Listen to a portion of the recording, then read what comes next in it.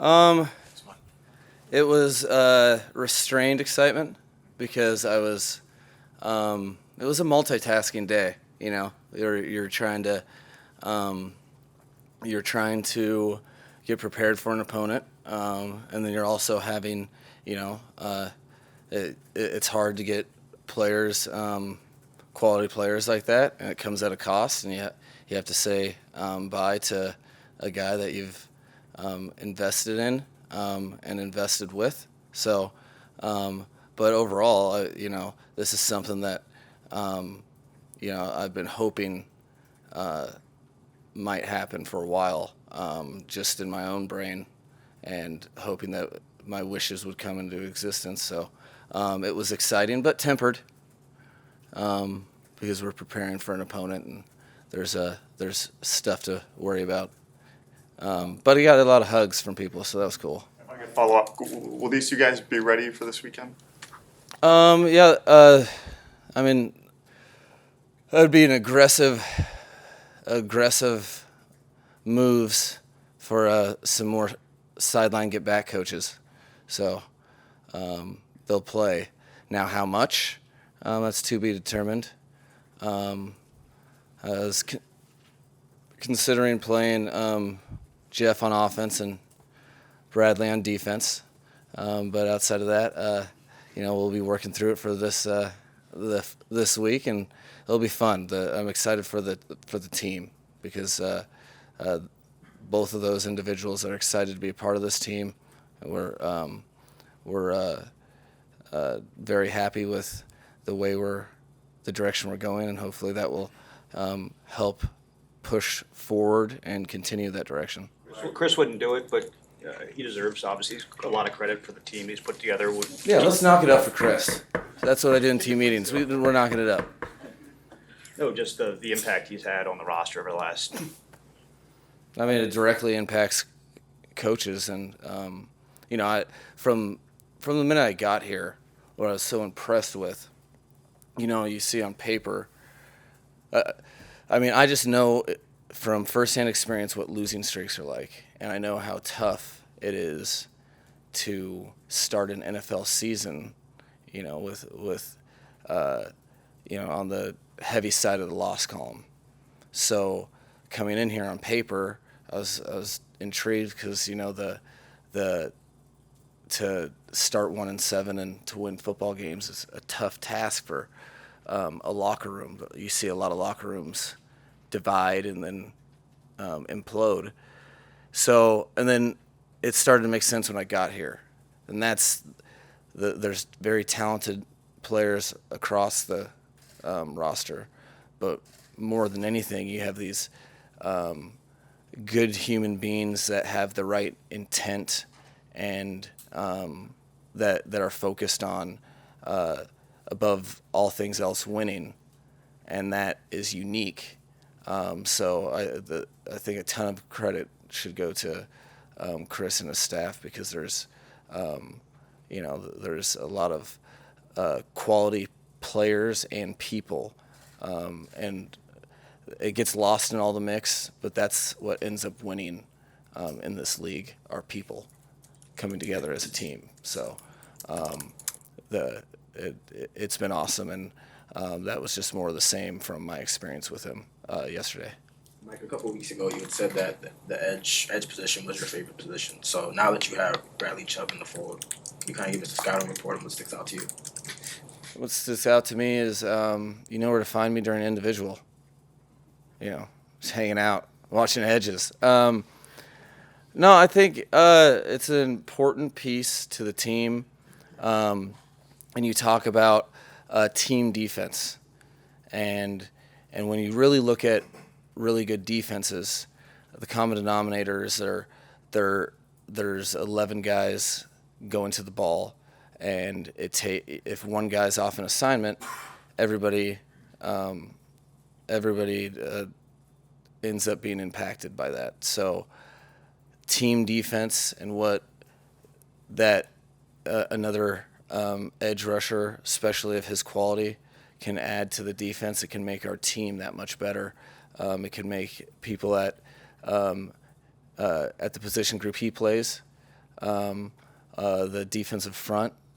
It can help corners and safeties. It's all collective, and so that's what I'm most excited for, is not anything individually with him. It's more of how it will help our defense do what it's trying to do. Mike, can you talk about the energy that it can give you as a team? I know you were in San Francisco in 2019 when they added Emmanuel Sanders. You guys end up going to the Super Bowl that year. Kind of the boost that you can get, knowing that you're all in and just feeling that you got the front offices, not that you didn't know that, but adding now to make that big push. No, I think what it is, because people say all in.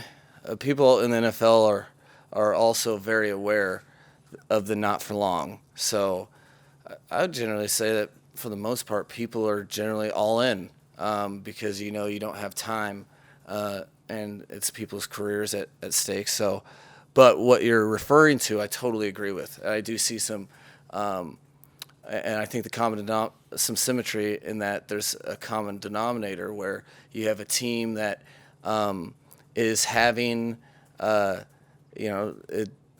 is having a season that they're very much in the mix of everything. That's winning football games more than they're losing. And then you add a quality NFL player or players, and if they're the right type of people, if they're the right type of personality, it can really, breathe some added life, not new life, but really added life into the monotony of the season, because you are going about your Mondays very much the same, your Tuesdays very much the same, your Wednesday. Sundays are always fun. That's why we do it. But bringing that juice in, they also, players have different experiences themselves. I think it rejuvenates them in the middle of the season when you're getting through all that, when you're building your callus. That happens every single season. So it is there is an energy that's positive because you get a sense of team, and people are thinking about what we can do. It's a new individual to them. All these players in the locker room, new individuals to them. So it forces you to think about team, because you're excited about it because of team, and we're moving forward, trying to win one game at a time, fully focused on Chicago, and hopefully these new additions will be able to contribute, and just like all the other players are hoping they will as well. When did you and Chris start talking about trading for Chubb? He said it was, a couple weeks ago he started talking to the Broncos. When did you and him start talking about that? In my interview. No. I don't know. To be honest, I know it's Wednesday because it is press conference. I know every other day I have a press conference, so this is the middle one. Outside of that, I don't even. I can't even tell you. I know. We talk a lot about, all sorts of different players and teams. Our business is football, so we talk about players to a great extent throughout the season. And I'm not sure really when he came up.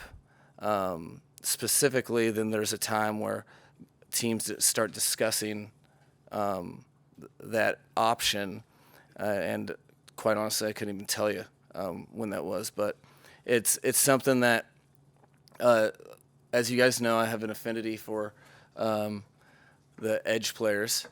It's my specific position of choice, because having practiced against him back in 2019, and also in game stuff, he's been on my radar as one of those guys that you can really dictate the terms for what you're able to do offensively, which is why it's cool to have him here. You've been committed to Tua since you got here, but us as media, we see this trade, we see you guys giving up a first round pick for 2023, and we see that as, sort of doubling down as we talked and being all in on Tua as your quarterback. Are we thinking about this trade in the correct way of what it means as it relates to Tua? No, it's a good question. We all agree with that? We all feel that way? Well, yeah, I would say you're right on all fronts that from the get-go that I've fully seen Tua as our quarterback for this team and this franchise. I think he's an unbelievable talent, and so I guess in a roundabout way, I think that implication. I think that's fair, but that it's not something that we all of a sudden rethought after he had a good game. This is something that since I've been here, I've kind of known, and we've been able to operate with that in mind, with all the things that we've done. Wilson, what did you like about his game, him as a player, him as a person, from your time with him in San Francisco? Well, so Jeff's it's a cool story because he was as an undrafted, or when he was coming out of college. I actually flew down on a vacation day and worked him out at North Texas. I was like in denim covering him on wide receiver routes, and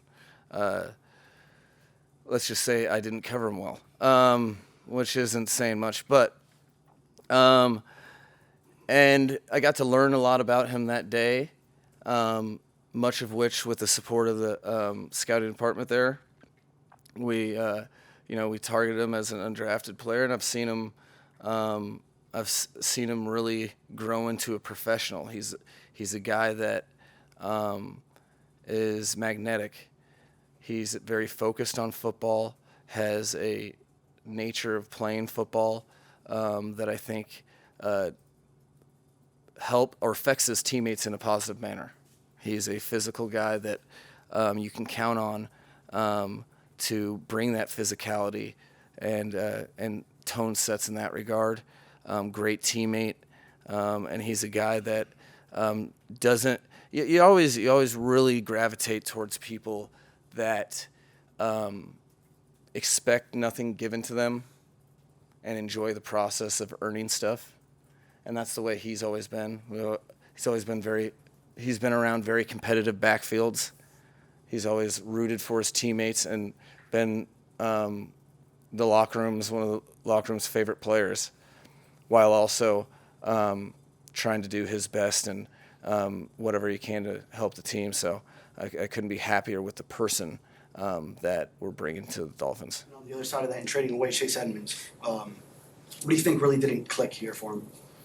I talked to Chase, and it wasn't really that. It wasn't not clicking. There's no doubt in my mind that you guys would have started to see a lot of the Chase that we've seen in practices, and there's a couple opportunities didn't really go his way, and then the way we were playing, Raheem playing well, minimized the opportunity. So this was not moving on for that reason. This was something to help to really facilitate a different roster need that we felt fortunate to be able to compensate from his loss with the ability to go get Jeff. So it was a matter of time.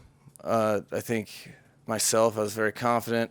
I think a lot of his teammates were confident that the ball was going to start bouncing his way and he was going to start making the plays that he's accustomed to making.